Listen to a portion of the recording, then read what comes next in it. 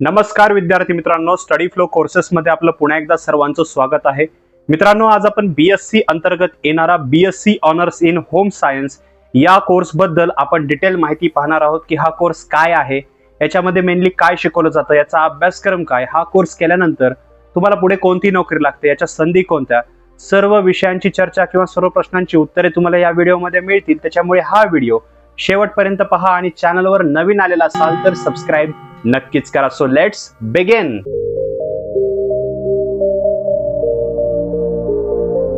तर मित्रांनो, सर्वप्रथम पाहूया की हा कोर्स काय आहे. तर बघा, हा आंतरविद्याशाखीय कोर्स आहे. याला इंटरडिसिप्लिनरी कोर्स म्हणलं जातं. याच्यामध्ये मेनली कोणत्या गोष्टीवर फोकस केला जातो, तर बघा, याच्यामध्ये जे मानवी विकास असतो, तसेच जे संसाधन असतात त्याचं व्यवस्थापन असेल, मानवी पर्यावरण असेल, या विषयांचा सखोल अभ्यास तुम्हाला या ऑनर्सच्या विषयामध्ये शिकवला जातो. या कोर्सचा कालावधी तुम्हाला 3 वर्षाचा पाहायला मिळतो आणि हा एक रेग्युलर बेसिसमध्ये अवेलेबल असलेला सायन्स अंतर्गत येणारा डिग्री स्तरावरील कोर्स आहे.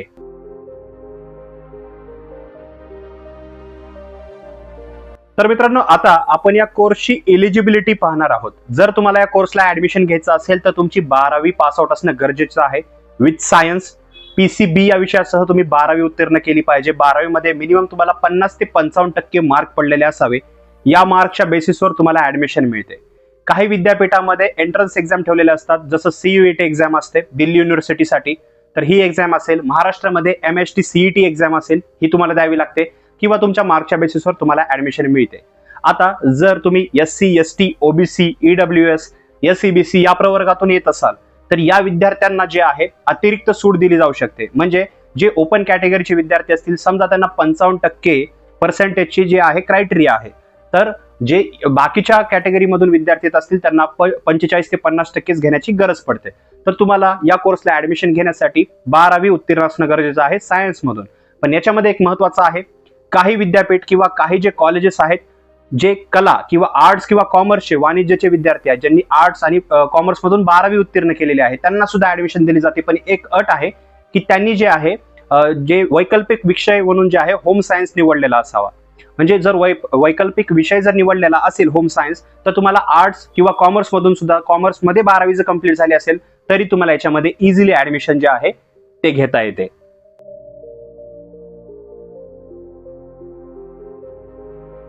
तर मित्रांनो, आता आपण या कोर्सची ऍडमिशन प्रोसेस पाहणार आहोत. जर तुम्हाला या कोर्सला ऍडमिशन घ्यायचं असेल तर तुम्हाला वेगवेगळ्या प्रकारच्या ऍडमिशन प्रोसेस पाहायला भेटतात.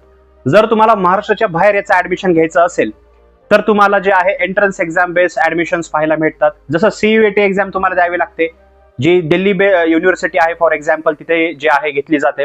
महाराष्ट्रामध्ये ऍडमिशन घ्यायचं असेल तर MHT CET ही एंट्रन्स एक्झाम आहेत. ॲज वेल ॲज काही जे संस्था असतात किंवा जे कॉलेजेस असतात ते कॉलेज स्तरावर त्यांच्या एक्झाम्स ठेवतात, तुम्हाला ती एक्झाम द्यावी लागते. जसं पंजाबमध्ये जर पाहिलं गेलं तर जे लवली प्रोफेशनल युनिव्हर्सिटी आहे, त्यांची लवली प्रोफेशनल युनिव्हर्सिटी स्वतःची एंट्रन्स एक्झाम आहे, तर ती पण तुम्हाला द्यावी लागू शकते जर तुम्हाला त्या कॉलेजमध्ये ऍडमिशन घ्यायचं आहे किंवा त्या युनिव्हर्सिटीमध्ये ऍडमिशन घ्यायचं आहे. तर ज्याला एंट्रन्स एक्झाम म्हणलं जातं. दुसरं मेरिट बेस आहे. तुमच्या मेरिट जे तुम्हाला मार्क पडलेले आहेत 12वी मध्ये, जेवढी जास्त चांगली टक्केवारी त्या प्रकारचं कॉलेज तुम्हाला मिळतं. आणि तिसरं डायरेक्ट ऍडमिशन सुद्धा पाहायला मिळतं. तुम्ही डायरेक्टली जे तुमच्या आसपासचं कॉलेज आहे तिथे जाऊन सुद्धा तुम्ही डायरेक्टली ऍडमिशन घेऊ शकता. अशा प्रकारच्या वेगवेगळ्या ऍडमिशन प्रोसेस तुम्हाला पाहायला भेटतात. कॅप राऊंड थ्रू सुद्धा तुम्ही ऍडमिशन घेऊ शकता. तर अशा प्रकारचे वेगवेगळे जे आहेत तुम्हाला ऍडमिशन प्रोसेस पाहायला मिळतात. मित्रांनो, जर तुम्हाला अधिक माहिती जाणून घ्यायची असेल याबद्दलची तर डिस्क्रिप्शनची फर्स्ट लिंक आहे, तिथे क्लिक करून तुम्ही इतर माहिती सुद्धा रीड करू शकता.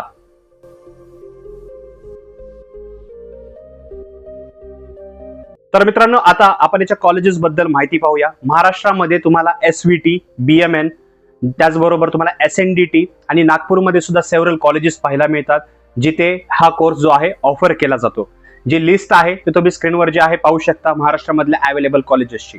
ॲज वेल ॲज महाराष्ट्राच्या बाहेर जर तुम्हाला कोर्स करायचा असेल तर तुम्हाला महाराष्ट्राच्या बाहेर खूप सारे युनिव्हर्सिटीज आहेत, त्यांच्या रिलेटेड ॲफिलेटेड कॉलेज आहेत, त्यांच्या अंतर्गत येणारे, तिथे तुम्हाला हा कोर्स ऑफर केला जातो. आता हे तुम्हाला डिसाईड करायचं आहे की हा कोर्स तुम्हाला नक्की महाराष्ट्रात करायचा आहे का इतर राज्यातून करायचा आहे. याच्या दोन्हीमध्ये एकच डिफरन्स तुम्हाला पाहायला भेटतो, फीचा, ॲज वेल ॲज एक प्रकारे शिकवण्याचा बी फरक असतो. फीचा कशा प्रकारे असतो तर बघा, महाराष्ट्रामध्ये तुम्हाला फी स्ट्रक्चर जे आहे ते थोडं वेगळं पाहायला भेटतं, कमी पाहायला भेटतं. महाराष्ट्राच्या बाहेर तुमची फी ही तुम्हाला हायर पाहायला भेटेल, ॲज वेल ॲज तुमचे जे एक्सपेन्सेस असतील, पर्सनल एक्सपेन्सेस असतील, राहण्याचा खाण्याचा खर्च असेल, तोही जास्त पाहायला भेटू शकतो. तर यानुसार तुम्हाला डिसिजन घ्यायचा आहे. ॲज वेल ॲज असा पण विषय नाहीये की महाराष्ट्राच्या बाहेर ज्यावेळेस तुम्ही डिग्री कंप्लीट कराल तर तुम्हाला गॅरंटीड नोकरी वगैरे दिली जाईल किंवा जॉब सिक्युरिटी असेल. हे बघा, कोणतंही कॉलेज जे आहे किंवा कोणतीही डिग्री असेल, कोणताही कोर्स करत असाल, ते जॉब गॅरंटी तुम्हाला जे आहे देत नाही. याच्यासाठी तुम्हाला चांगलं कॉलेज निवडा तर लागतंच, त्याचबरोबर तुम्हाला कोर्स मनापासून करावा लागतो. सर्व विषय क्लिअर असले पाहिजेत. जे विषय तुम्ही निवडलेले आहेत, ज्या कोर्समध्ये तुम्ही आहेत, तर त्याच्याबद्दल तुम्हाला आवड असली पाहिजे, जेणेकरून तो कोर्स कंप्लीट केल्यानंतर तुम्ही जे फॉलोइंग इंडस्ट्री असतात तिथे इझिली जॉब मिळू शकता. तर मित्रांनो, या गोष्टींची काळजी घ्यायची आहे. बाकी याची ॲव्हरेज फी असेल आणि कॉलेजेसची पूर्ण लिस्ट असेल, ती जर तुम्हाला रीड करायची असेल तर डिस्क्रिप्शन मध्ये मी लिंक दिलेली आहे. फर्स्ट लिंक आहे, त्याला क्लिक करून तुम्ही ही माहिती रीड करू शकता.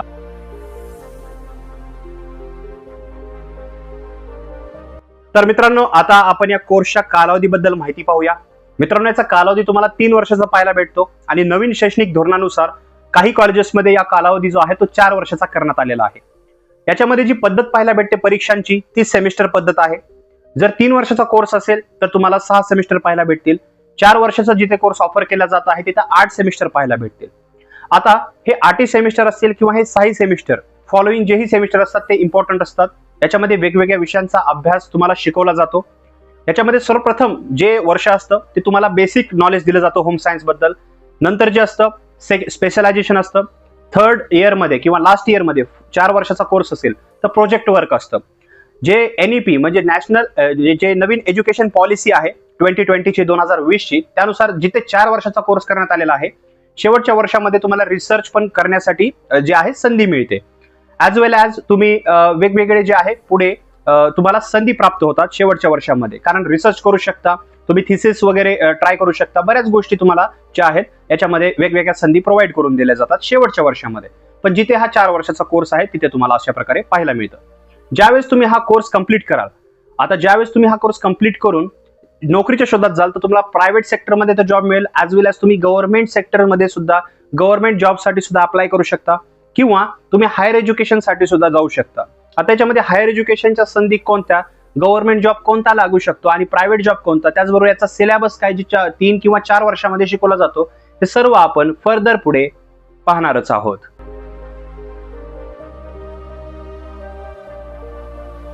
तर मित्रांनो, आता आपण या कोर्सचा सिलेबस पाहणार आहोत. सिलेबस पाहिल्यानंतर तुम्हाला क्लिअरन्स मिळून जाईल की ऍक्च्युली या 3 किंवा जर फॉलोइंग कॉलेज 4 वर्षाचा कोर्स प्रोव्हाइड करत असेल तर 4 वर्षामध्ये कोणकोणत्या प्रकारचे विषय तुम्हाला ऍक्च्युली शिकवले जाणार आहेत किंवा शिकण्यासाठी मिळणार आहेत.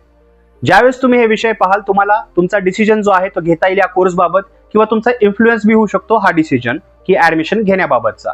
तर जसं तुम्ही स्क्रीनवर पाहू शकता, यामध्ये तुम्हाला human development, family resource management, introduction to foundation of food and nutrition, computational skills, human nutrition, interior design, fundamentals of psychology, behavioural processes, consumer economics, advanced human development, fashion designing, डर्ट therapy, consumer product safety and legalization, statistics and research method, तसेच ऑप्शनलमध्ये childhood in India, mass communication, nutrition for children and adolescents, तसेच human resource management, fashion studies, अशा प्रकारचे वेगवेगळे subject तुम्हाला पाहायला मिळतात. ज्यावेळेस आपण या सब्जेक्टवर फोकस करतो, याच्यामध्ये जे मानवी संसाधन असतात, त्याचबरोबर मानवी पर्यावरण असतं, म्हणजे ह्युमन डेव्हलपमेंट आहे, त्याचबरोबर जे ॲडोलसन्स डेव्हलपमेंट आहे, या गोष्टींवर फोकस केला जातो. त्यांना त्या वयामध्ये कोणत्या डाएटची गरज आहे, ते डाएट कशा प्रकारे बनवायचं, त्याचबरोबर फॅशन सारख्या विषयांचा सुद्धा याच्यात समावेश होतो. म्हणजे तुम्हाला फॅशन डिझायनिंग बद्दल असेल किंवा फॅशन बद्दलच्या ज्याही गोष्टी असतात त्याही शिकवल्या जातात. प्रॉपर होम सायन्सचा हा एक विस्तृत कोर्स आहे जो ऑनर्स मध्ये येतो, त्याच्यामुळे तुम्हाला या गोष्टी विस्तृत पद्धतीने याच्यामध्ये शिकवल्या जातात. मित्रांनो, याचे मुख्य विषय जे आहेत ते मी डिस्क्रिप्शन मध्ये दिलेले आहेत, तिथे क्लिक करून तुम्ही फर्स्ट लिंकला क्लिक करून रीड करू शकता. जर तुम्हाला याचे पूर्ण विषय रीड करायचे असतील तर व्हिडिओला तुम्ही इथंच पॉज करून जे आहे तुम्ही थोडेसे हा व्हिडिओ बॅकवर्ड घेऊन जे आहे पूर्ण विषय जे आहे रीड करू शकता. बाकी आपण याच्या संधी ज्या आहेत किंवा या करिअरच्या संधी असतील त्या आपण आता फर्दर पुढे पाहणारच आहोत.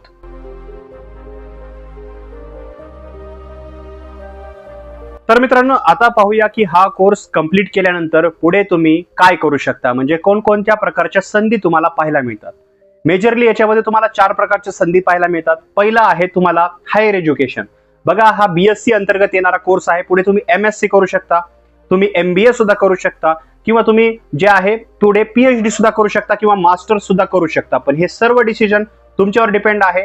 फ्युचरमध्ये तुम्ही तेवढे कॅपेबल व्हाल की तुम्ही हा डिसिजन घेऊ शकता. याच्यामध्ये तुमच्याकडे किती रिसोर्सेस आहेत, शिक्षणासाठी तुम्हाला अजून किती वर्ष द्यायची आहेत, हे पॅरेंटची परमिशन आहे की नाही, या गोष्टींवर जे आहे तुम्ही फ्युचरचे डिसिजन घेऊ शकता किंवा तुमचे डिसिजन इन्फ्लुएन्स होतील. दुसरं तुमच्याकडे ऑप्शन आहे गव्हर्नमेंट जॉब प्रिपरेशन. तर बघा, ICAR चे एक्झाम्स आहेत, ॲज वेल एज MPSC च्या एक्झाम्स आहेत. तुम्ही या अंतर्गत जे आहेत फूड ऑफिसर बनू शकता, FDA च्या जॉब्स आहेत, ICAR मध्ये जॉब्स आहेत. तर तुम्ही एक डिसेंट गव्हर्नमेंट जॉब मिळवू शकता. पण लक्षात ठेवा, या कोर्सचा अभ्यास चांगल्या प्रकारे करण्याची गरज आहे, कारण याचा सिलेबस तुम्हाला परीक्षेमध्ये विचारला जातो. बाकी तुम्ही 20 ते 30% जो अभ्यास असतो, अभ्यासक्रम असतो, तो थोडा वेगळा असतो, ते तुम्ही पाहू शकता. पण जर तुमची पकड चांगली मजबूत असेल, तुम्ही जर हा कोर्स 3 वर्ष सिरियसली केला, तर तुम्हाला गव्हर्नमेंट जॉब इझिली क्रॅक करता येईल.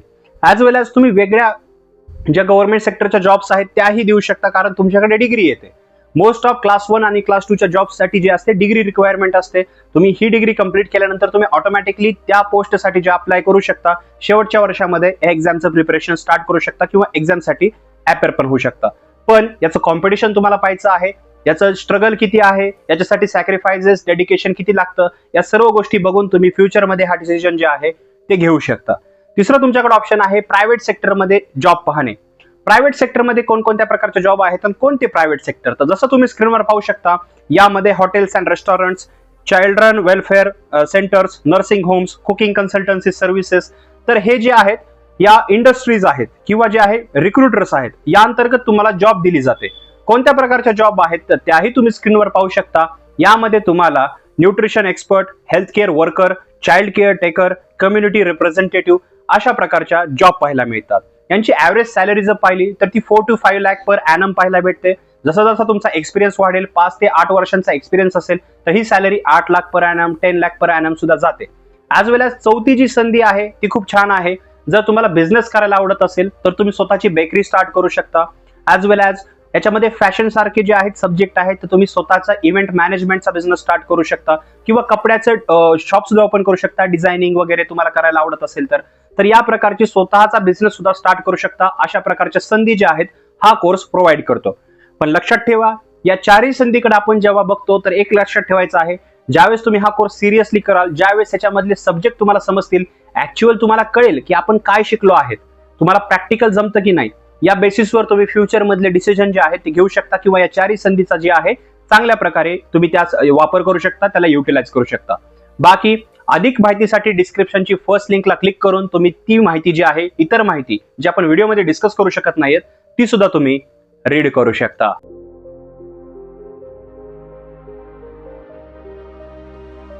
तर मित्रांनो, आता पाहूया की हा कोर्स का आणि कोणी निवडावा. विद्यार्थी मित्रांनो, जर तुम्हाला BSc अंतर्गत असा एक कोर्स करायचा आहे ज्याच्यामध्ये न्यूट्रिशन बद्दल माहिती असावी, ॲज वेल एज फॅशन, या दोन्ही गोष्टी घेऊन तुम्हाला चालायच्या आहेत. जर तुम्हाला मानवी पर्यावरण जे संसाधन असतात त्याचं व्यवस्थापन असेल किंवा जे चिल्ड्रन डेव्हलपमेंट असतील या विषयामध्ये तुम्हाला जर रस असेल, ज्या मी फॉलोइंग जॉब सांगितलेले आहेत त्या जॉब करण्याची तुम्हाला संधी मिळवायची आहे, स्वतःचा बिझनेस स्टार्ट करायचा आहे, मग तो बेकरीचा असो किंवा कपड्यांचा असो, स्वतःचा बिझनेस स्टार्ट करायचा आहे, पण तुमच्याकडे एक क्वालिफाईड डिग्री असली पाहिजे, तर ही फॉलोइंग डिग्री तुम्हाला हेल्प करू शकते. तर या बेसिसवर जे आहे तुम्ही फ्युचरचे डिसिजन घेऊ शकता किंवा तुम्ही हा कोर्स जो आहे तो बिनधास्त निवडू शकता. कोणत्या विद्यार्थ्यांनी या कोर्सला निवडायचं नाहीये, ज्या विद्यार्थ्यांना समजा मी सांगितलेले विषय समजले नाहीयेत किंवा ज्या फॉलोइंग जॉब्स आहेत, जसं चाइल्ड डेव्हलपमेंटचे जॉब्स असतील किंवा समजा FDA जॉब्स आहेत किंवा जेही विषय मी सांगितलेले आहेत ते समजत नाहीयेत, तर हा कोर्स निवडू नका. याचं कारण एक आहे की 3 वर्षाचा कोर्स आहे, काही ठिकाणी 4 वर्षाचा कोर्स हा केला जातोय NEP 2020 मुळे.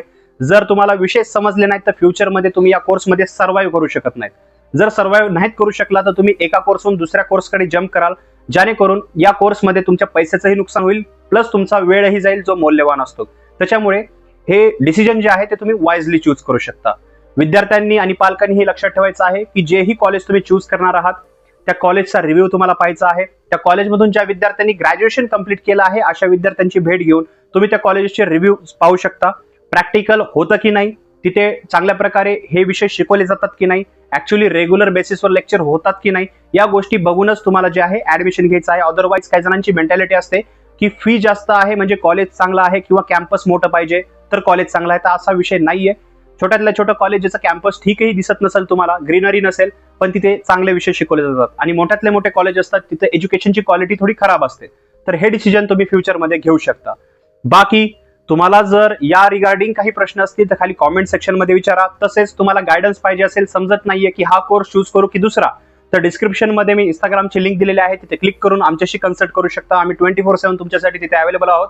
आम्हाला मेसेज करू शकता. बाकी डिस्क्रिप्शनची फर्स्ट लिंक आहे, तिथे क्लिक करून तुम्ही इतर इन्फॉर्मेशन रीड करू शकता जी मी व्हिडिओमध्ये डिस्कस करू शकलो नाही. बाकी या व्हिडिओमध्ये एवढंच. मी मिळतो तुम्हाला पुढच्या व्हिडिओमध्ये. तोपर्यंत थँक्स फॉर वॉचिंग.